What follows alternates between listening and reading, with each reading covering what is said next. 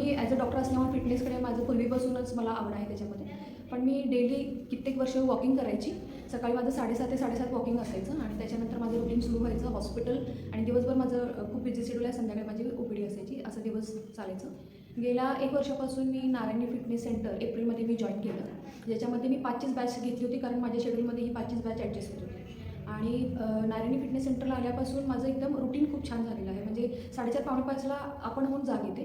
स्वतः जिमला जायचं म्हणून स्वतः असं म्हणजे कंटाळा येत नाही की आज जायचं नाही आहे किंवा असं कधीच होत नाही आहे. नेहमी जाण्यासाठी मी इच्छुक असते. नाहीतर पूर्वी कसं स्वतःच एक मोनोटोनस लाईफ होत होतं. स्वतःच उठायचं, स्वतः जायचं. इथं नाही. इथं ग्रुप असल्यामुळे उठायची पण खूप इच्छा होती आणि 5ला बरोबर तर फिटनेस सेंटरमध्ये जाऊन आमचा एक्सरसाइज सुरू होतो.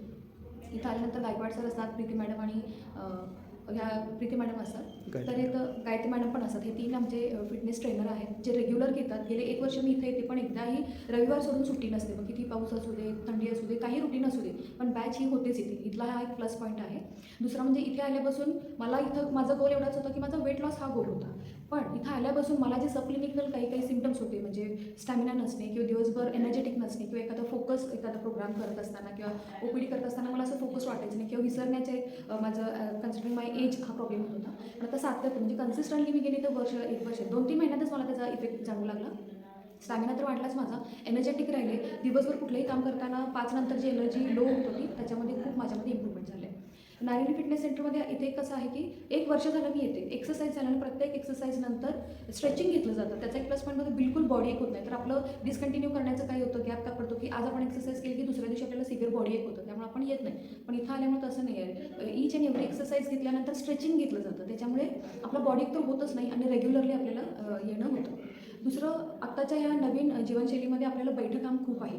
त्यामुळे व्यायाम हा खूप महत्त्वाचा आहे. व्यायाम म्हणजे काय आहे, तर नियमित एखादी बॉडीची जी आपण हालचाल करतो, प्रक्रिया करतो, जी आपल्याला फिट ठेवते, ह्याला आपण व्यायाम म्हणतो. सिंपल आहे. दिवसातल्या 24 तासामध्ये स्वतःसाठी एक 50 मिनिटं आपल्यासाठी द्यायचे, 15 मिनिट्स. हे एवढं जरी तुम्ही दिलं तर स्वतःचं तुम्ही आरोग्य ठेवू शकता. तर बसल्यामुळे काय होणार आहे, डायबिटीस आहे, हार्मोनल इम्बॅलन्स होतात किंवा हायपरटेन्शन असे बरेचसे आपल्याला हेल्थ रिलेटेड इश्यूज होतात. आजकाल नवीन पिढीमध्ये PCODचं प्रमाण खूप झालेलं आहे, कारण की शिक्षणामुळे, ऑफिसमुळे, बैठका मुलींमध्ये खूप वाढलेला आहे किंवा PCODचे प्रॉब्लेम, थायरॉईडचे प्रॉब्लेम सुरू झालेले आहेत. तर हे जर आपल्याला नको असतील तर स्वतःसाठी 10 मिनिटे 50 मिनिटं डेली द्यायचे आहेत. म्हणजे काय करायचं आहे, 70% तुमचा डाएट असतो आणि 30% हे तुमचा एक्सरसाइज असतो. तुमच्या खाण्यावर पण तुमचं नियंत्रण हवं आहे. आपण काय खातो, प्रथिनं किती घेतो, कार्ब्स आपण प्रोटीन्स, कार्ब्स, फॅट्स हे सगळं संतुलित आहार पाहिजे. नुसतं प्रोटीन पावडर याच्या मागे न आपल्याला जाता संतुलित आहार म्हणजे कार्बोहायड्रेट पाहिजे, फॅट्स पण पाहिजे, म्हणजे तूप, तेल सर्व पाहिजे, प्रोटीन्स पाहिजेत, अंडी असतील, दूध असेल, हा सगळं आपण समतोल जर आहार घेतला तर नक्कीच आपण आरोग्य आपलं निरोगी आणि संतुलित ठेवू.